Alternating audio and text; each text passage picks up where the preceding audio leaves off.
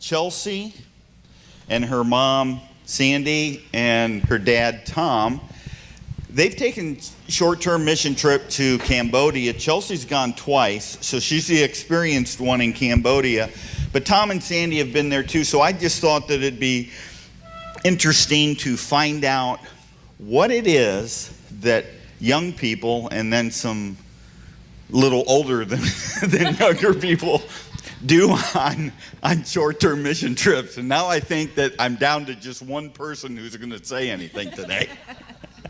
So, Chelsea, you went to Cambodia. Why Cambodia? So I went to Milligan College for my undergraduate studies, and while I was there, a couple of us were getting together to create a new club called International Justice Mission, which is a bigger organization based out of DC that fights injustice all over the world. And while we were doing that, Stephanie Freed, who is the founder of Rafa House in Cambodia, came and did a talk at the school. And so we were talking to her about starting this program, and she was encouraging us to actually go over and see what's going on. And she was saying that the CIY, so Christ in Youth, does trips that work with the Rafa House, and they do various trips throughout the year. And so I looked into that and saw that there was a medical mission trip, and well, right now I'm in medical school, so I obviously wanted to do something like that. And so that sparked my interest, and I applied for the program and ended up going. But that wasn't my first trip. I had been with my dad to Romania back in 2011. And so, yeah, does that answer your question? Yeah, that's good. So when you got to Cambodia, what exactly did you do? Were you there for just medical purposes? Did you get involved in vacation Bible schools or anything like that? What would have been your activities? So our trip was mainly medical. So we went out and did, I think, 5 clinics. Did you guys do 5 clinics too? 4. 4? Okay. So 4 to 5 clinics. And, and in various places in Cambodia. They had nap time too. So in villages and in the city surrounding Battambang and Phnom Penh. And we also worked with the Rafa House, did a clinic there. So we got to see all the girls in the safe house. And so my role as a student at the time was to do the triage. So that would be to take vitals and get the complaints, the medical complaints of the people coming in for the clinic. And then we'd send them off to the provider, and then to the dentist, and then to the pharmacy, and then to our spiritual little portion of our clinic to get prayer. Okay, so were you actually in Cambodia then with your mom and dad? No. That was nice, wasn't it? Yeah. Oh boy. I'm not being invited to the next family reunion, by the way. So, Tom and Sandy, when you went there, were you doing the same thing as Chelsea, or what was your experience? We essentially went on the same trip that she did. She had gone 2 years earlier, and then the year earlier, and then she was in medical school, and so we went. In fact, she kept telling us, "Mom, Dad, you got to go on this trip." I had been to Romania like 11 years in a row, and that trip was no longer available, and I kind of missed going on medical mission trips. You can't get used to it. So she finally kind of twisted my arm and Sandy's arm to go, and we decided that we would go. So we essentially did the same thing out into the villages. We were within 25 miles of Thailand with some of the village clinics, and then working with the Rafa House, where the young ladies, the government requires them all to be examined, physical exam every year, so we'll go in and provide that and fill out the forms. Okay, so Sandy, was this your first mission trip? No, it was not. Okay. And so you okay, I got to change. How come she gets the one-word questions? Give me a yes or no. When your trained as a nurse, so I'm going to assume when you got there that your job was to do the nursing things. Well, that's what I thought, but God has other plans sometimes. When we went on our trip to Cambodia, and first I got to preface this also, it's kind of funny because Chelsea is the only one of our 4 children that ever did the Romania trip with us, and she's our youngest, so her senior year, she said to her dad, she goes, I really would like to go on this medical mission trip with you guys. I mean, I think she could be helpful, and we thought, yeah. And then the other kids later on, how come Chelsea got to go with you guys to Romania? And we go, because she was the only one that asked. I told him because I like her the most. But They don't complain after they hear that. They don't want to hear that too often. anyway, to answer your question, I thought I was going to Cambodia to be a nurse, but God had some other plans. This trip this past January was a interesting trip because one of the ladies who runs the trip, who's in charge of it, her husband passed away when we were in Hong Kong. So we flew to San Francisco, met the team, went with the team on to Hong Kong, and then had basically a 12-hour layover in Hong Kong, which Tom and I got to go see Debbie, which was awesome because Debbie had not seen any family that Christmas. So God provided that. But it's really strange, you know, how God works. The lady who headed up our trip, her husband passed away when we were in Hong Kong. So she had to immediately turn around, go back to the States for, to take care of things and get the funeral arrangement. But anyway, a dental assistant that was with them went with Pat, that was her name, back to the States. So that left them short. I think they were already short. One of the other dental assistants, there were supposed to be 2 dental assistants that were supposed to be going. One of them had to drop out at the last minute, and then now this one's dropped out. So back to my nursing. I'm not a dentist. I'm just not. But I had been to Romania and had seen, I thought, well, medical doctors, they're going to do all the best work for everybody, and it's going to be the most important thing is to have a doctor. I found out when you go to third world countries, the dentist is the busiest guy. Not even kidding. Because they could immediately do something. Your tooth hurts, they can take it out. They can numb it up. They can give you antibiotics for your infection. But anyway, so they were busier in Romania, and I thought, oh, great. I bet they're going to be really busy in Cambodia. So the second in command now, because Pat had to go back to the States, came to me and another nurse who had never been to Cambodia before and said, do you mind kind of switching roles? And we're like, well, okay, what are you supposed to say? So I said, okay, and I did it. And I'm going to tell you, it was only because God was with us that I was able to do this, because the circumstances, Cambodia is not warm. I mean, it is warm. It's not hot. It's not cold. It's super warm. And when you're in the dental clinic, you have to have all the, the mask and all that jazz. So it's 90 degrees outside. So inside the building where we have clinic, it's hotter because there's no air conditioning.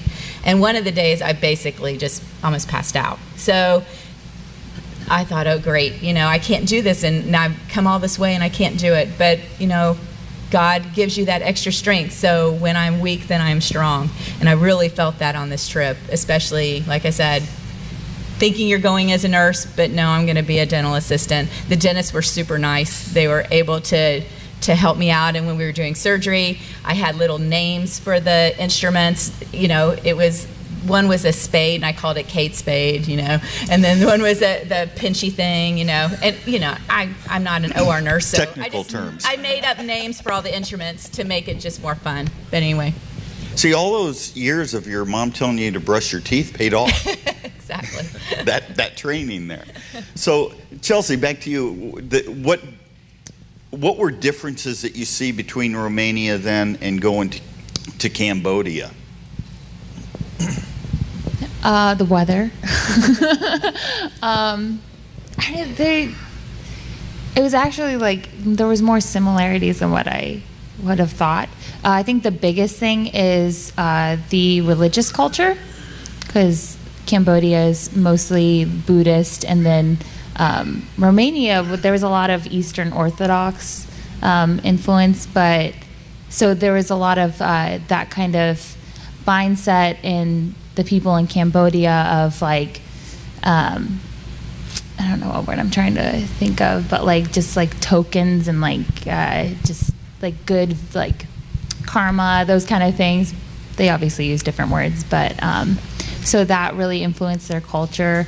But can I say the similarities? Sure. Okay, so a lot of the because they both were under communist control, and so you could really see that in the poverty of both of the countries. I think Cambodia probably was a little bit more impoverished. I think the government of Romania has done a little bit more than Cambodia has. It might have been a little bit more recently that Cambodia was under the communist influence. I think you're right. There's more similarities than you might expect, being an Eastern European country coming out of communism, and then a Southeast Asian country with its oppression from communism and the Khmer Rouge, which is still, even though that was in the late 70s, is still very much influencing the culture today, and how it decimated the population and decimated the professionals in the population. But there's still that oppressive spiritual culture in Romania, more of the Eastern Orthodox flavor of it. But the Buddhist, Cambodia is actually the most Buddhist country in the world. It's like 96% of their population is Buddhist. And so they have a different type of a spiritual oppression there. Now, I guess thinking about that then, as you're working on your trips, is there the opportunity then to preach the gospel or talk about Jesus as you're doing this? You had mentioned prayer. Are there other things that you may have done while you were there, or what are they doing? Because I'm going to guess the Buddhists aren't the ones that ask you to come in there. Yeah. So all of our clinics essentially were set up at churches or at Rafa House. And so another one of our roles was really just to go and support them and like find out what they're doing and encourage them. We obviously worked with Rafa House, and I don't know if a lot of you know what Rafa House is, but it's a safe house in Cambodia for young women who have been trafficked. And so we do a lot with them. A lot of them are interpreters. So it's really just loving on them and showing them Christ's love, and that there is still hope, even though they've been through something that can leave them completely without it. But do you have anything to add? I was going to say, you're talking about the government and whether or not they were okay with us doing this type of thing. Our clinic, one of the places that we went was a kids club. There's a kids club in Phnom Penh. Phnom Penh. That Tara, who's our Cambodian guide when we go there, has started, that has about 600 kids. 600 to 700 kids that come to what used to be just her backyard, but then she's added on to it. And through the help of Rafa House and supporters through the Rafa House funneling there, this is their way to go upstream in a problem. You know what I mean? They're taking these kids before they ever get involved in trafficking and telling them that they're worth something, that God loves them, and not to ever listen to even their parents that would say that it's okay to be trafficked. You know, like Mish was talking yesterday, people who don't know that they're even trafficked. I mean, kids in this culture too, they feel like that they have to do this because otherwise their families won't eat, you know. So the kids club, so we did a clinic at kids club. And one of the people that came, and Tom, you're going to have to help me with this story. One of the people that came to this clinic was like the prime minister of the country's. He's the second highest official. The second highest governing official of Cambodia came to our clinic. So, boy, did we pray that day, because we knew he was coming, and you know we're sanctioned. We're allowed to have these clinics. They got permission. and but he wanted to check it out. And you talked about one of the stations that they go to. We also have eyeglasses station, which is another similarity between the Romania clinics. They like eyeglasses, and it's something. And one of the things that they do when they're checking out to make sure that their eyeglasses are the correct ones is that they have the Word of God to read. So when this high-ranking official came over because he wanted his eyeglasses, so he comes over and he's looking at the Word of God. So kind of cool. And they were very favorably impressed. And Tara, the Cambodian, the person in charge of Kids Club, shared some links that in the press that they mentioned it, and they had some pictures of Tara and her family with them, and the lady who's doing the eyeglasses actually got in a picture.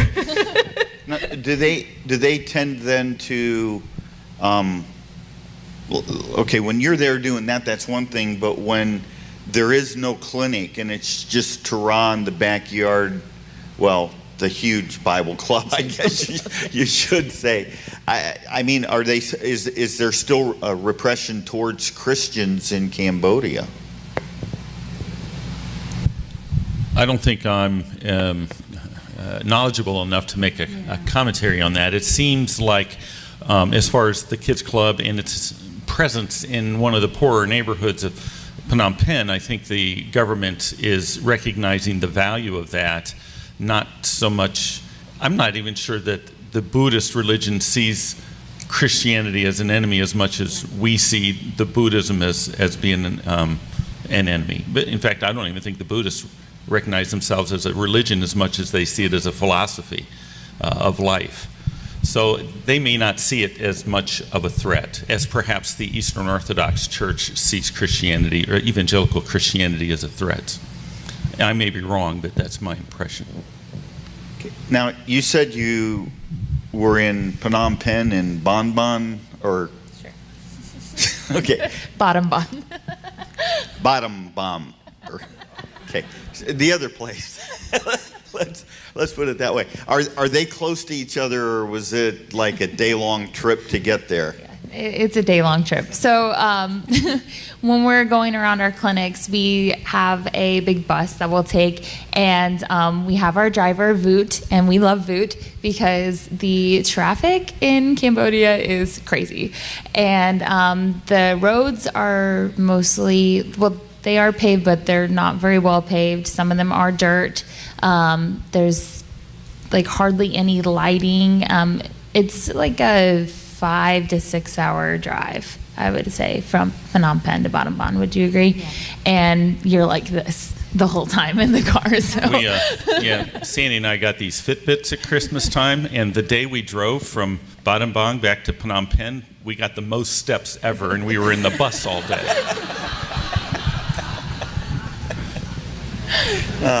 So if it's a 5 to 6 hour trip, then that sounds like it's 10 to 12 hours just in a ride if you're making it one day. Did you spend the night there, or did you get there early or leave early, get there, stay the day, and then drive back? We spent several nights in Bottom Bong. We got to Phnom Penh. We stayed one night. The next day we drove to Bottom Bong after visiting one of the killing field sites. And then we stayed, 2 or 3 nights in Bottom Bong because that's where some of the village clinics were. That's where some of the other clinics were. And then we came back to Phnom Penh and did some more clinics there. Now, is there a Rafa house in both cities, or how did that work out? So the Rafa House is in around Bottom Bon. There's another one near Siem Reap, but there's not one in Phnom Penh. There's just the Kids Club. They do have Rafa House in Thailand and I believe Haiti now. So, any questions from the audience right now?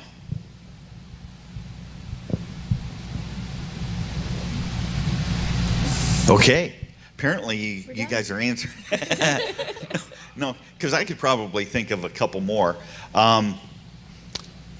Because, I didn't get this with Mish yesterday because she lives here in the United States. But what about the food in Cambodia? Were you eating bugs? Because, you know, I watch Andrew Zimmern, and I think that he eats bugs and stuff when he goes to Cambodia. Yes. On purpose, or because they were mixed in with the rice? So when we're out in the village, Thera will go to the food that the village people will bring in for us at lunch. And she will say, you can eat that, don't eat that, don't eat that. And if we listen to what she says, we do fine. So no one got sick. And the bugs are always on the list. I don't know why. I'm not sure if she's kind of chuckling underneath her breath, but they are roasted. And yes, I did eat a cricket. I ate one cricket. The only problem with crickets is that the antennae make you think you got a hair in your mouth. And that's the really creepy thing about it. Only one cricket? That was all. Were they chocolate covered? Oh, man. So it wasn't even a dessert. So what did you think of the food then, Chelsea? So I was never served any bugs, thankfully, or arachnids. I did have a little bird at one point. There wasn't a whole lot of meat on it. But I love the food because it's a lot of rice and veggies and like eggs. And so, I don't know, it's pretty similar to what you would make at home if you wanted to. But we also ate like sugar cane too. The girls that come from Rafa House who translate for us, they love the sugar cane. They're so funny. They'll like have an entire rod and just be chomping on it. Is that why they need the dental clinic there? Then what about when you stayed? I'm going to guess they don't have Ritz-Carltons, especially out there in Bottom, what is it called? Bottom Bong? Close Something enough. like that. Okay. I might have it down by the end of the week. What were the accommodations like? Were you in huts or, you know? I was imagining it, I think like you're imagining it, that it can't be that good. But so with expectations low, the place we stayed in Battambang actually wasn't too bad. They did have air conditioning. They did have a breakfast buffet in the morning. And so I can't really complain that much about the accommodations. A breakfast buffet, does that mean they had different varieties of crickets? or cheese. You know, that was a nice thing this morning. You could put cheese on everything. And Cheese makes anything taste good, right? that's good. So, Sandy, what was your favorite thing about the trip? Oh, wow. I think it was just getting to know some really awesome people. There's a lady named Hannah who runs the Rafa House, and her parents have come to live there with her now. And when Chelsea told us about this trip and we thought, yay, let's do this, but right a couple of days, as we were packing, we watched a movie that was put out by the Rafa House. And I don't know, maybe some of you guys have seen this movie. It's called Home. It's called Finding Home. Finding Home. Has anybody ever seen this movie? Finding Nemo. Not Finding Nemo.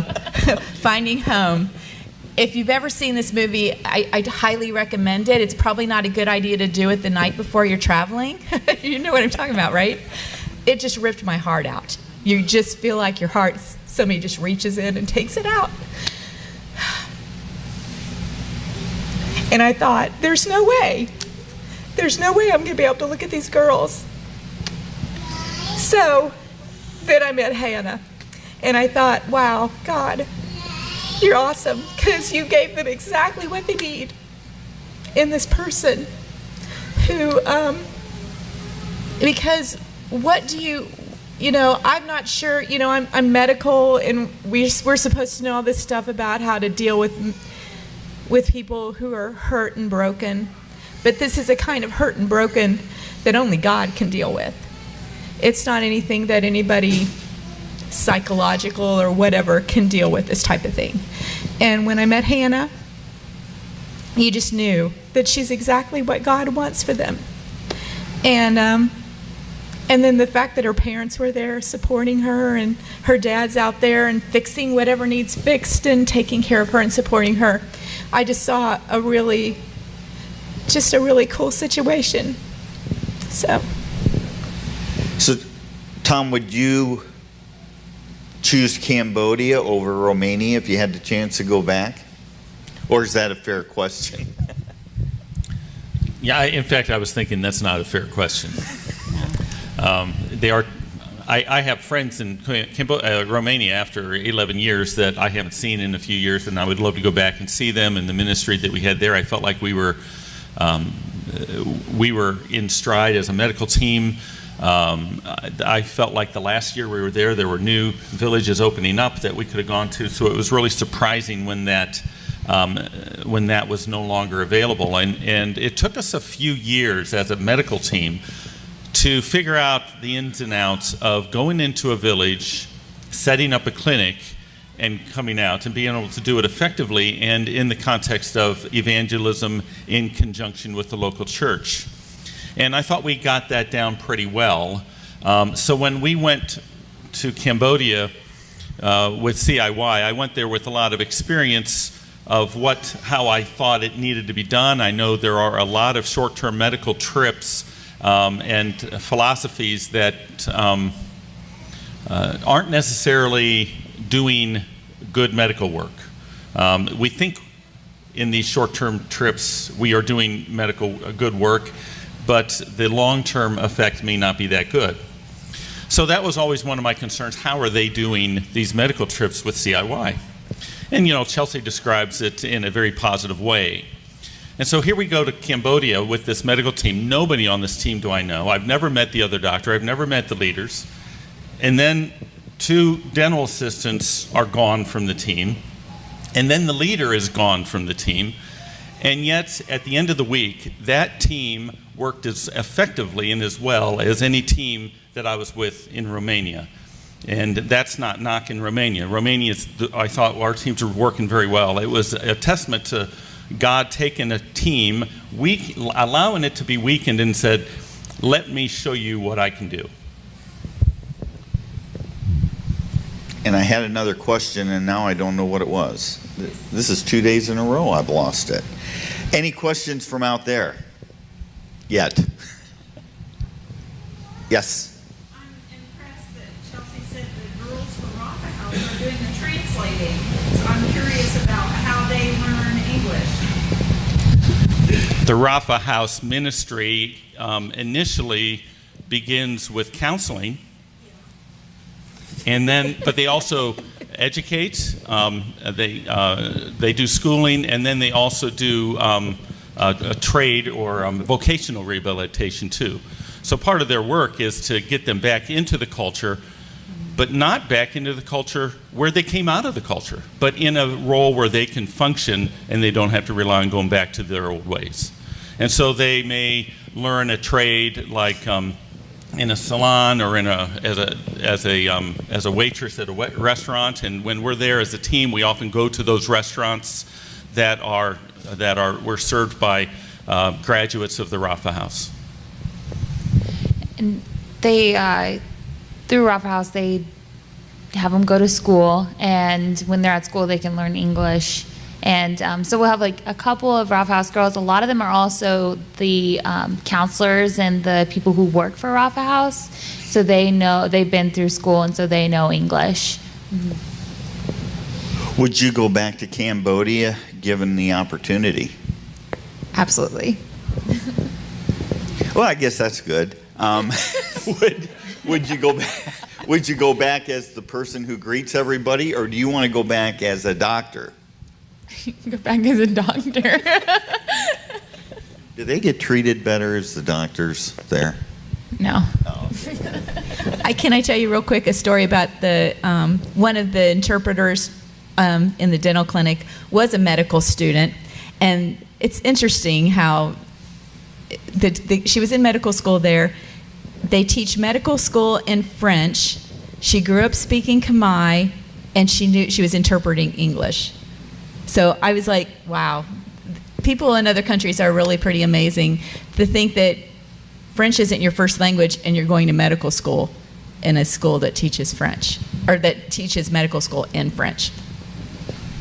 What do when you get there and I think of medical needs, both in the dental aspect and from the medical aspect, do they have problems that, okay, you put a Band-Aid on it, but it's something that really needs to be taken care of? Or are you dealing with more just immediate things that come in? Do you understand what I'm asking here?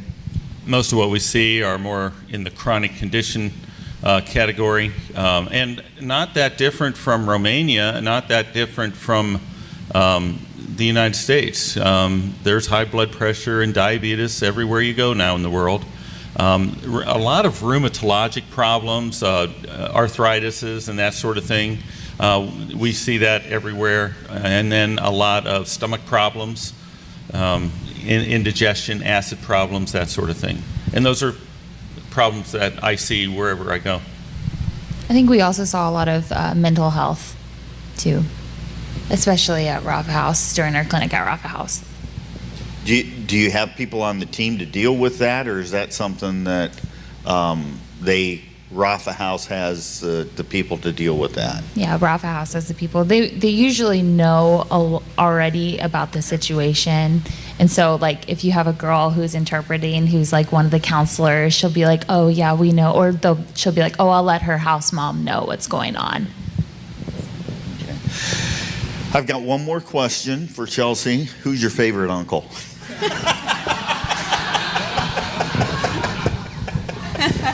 It's you, duh. Okay, there we go. That was right. I want to break a little bit early because yesterday we had to get everything reset up here, so I want to take a few minutes to do that. So thank you, Tom and Sandy and Chelsea, for being here with me this morning. Did you have something you were going to say? Or are you getting ready to hang that up? No. Okay. See, there you go. I gave you the easiest question at the end.